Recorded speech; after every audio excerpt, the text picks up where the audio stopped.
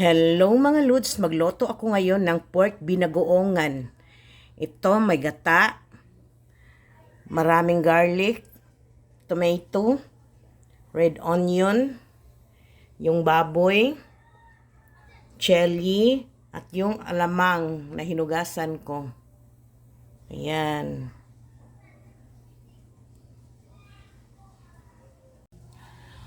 Umpisahan na natin ang paggisa ng mga sangkap ng pork binagoongan.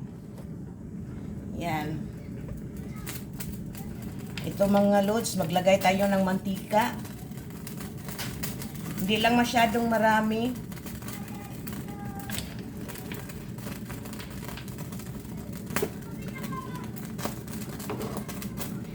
Ito, unahin natin itong baboy.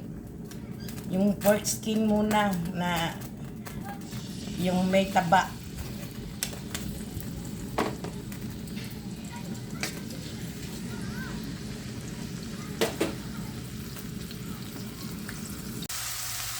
Ito na mga Lods, pag medyo brown na yung baboy, saka natin igisa yung mga lamas or mga ingredients. Yan. Lagay lang yan dyan sa kilid.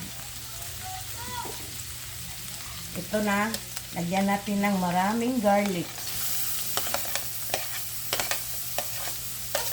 Isa at kalahating buo itong garlic mga Lods. Marami yan. Pangultra.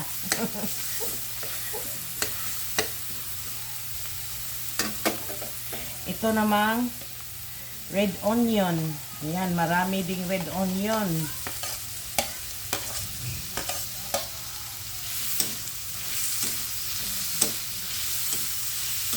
Ayan, ang bango.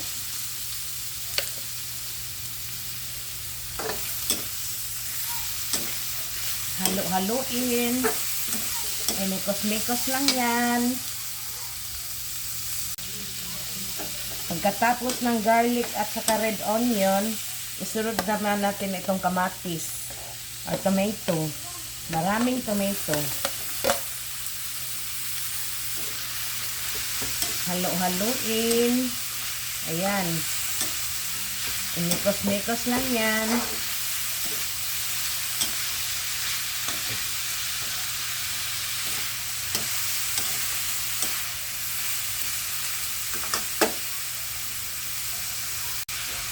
Isunod naman natin yung alamang bagoong na iyak.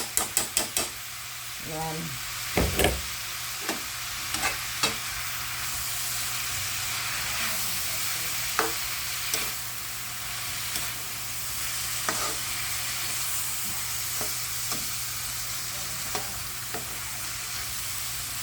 Ang last ingredients, ito, chili. Maraming chili.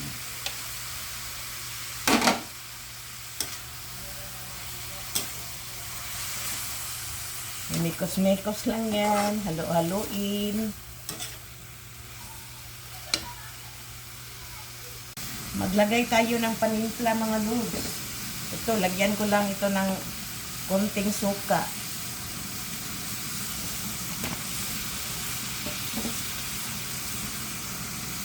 Black pepper.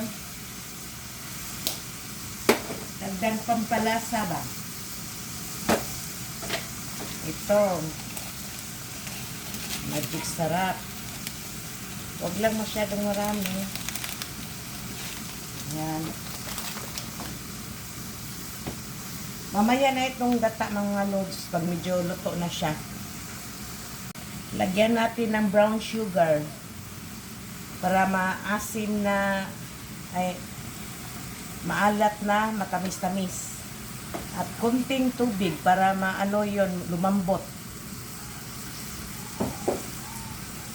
Lumambot yung lahat ng ingredients pati baboy.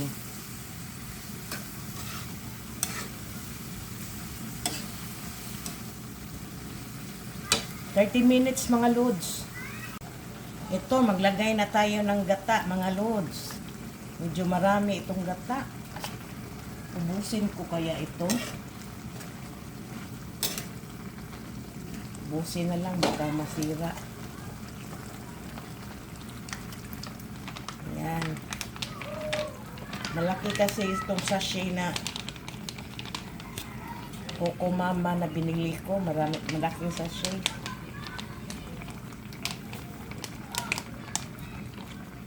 At antayin na lang natin mga loads na magmantika na siya. Tapos at lumambot na yon. Ayan. Halo-haluin at anuhin natin itong mga loads pag malambot na yung lahat ng ingredients at medyo konti na lang yung gata.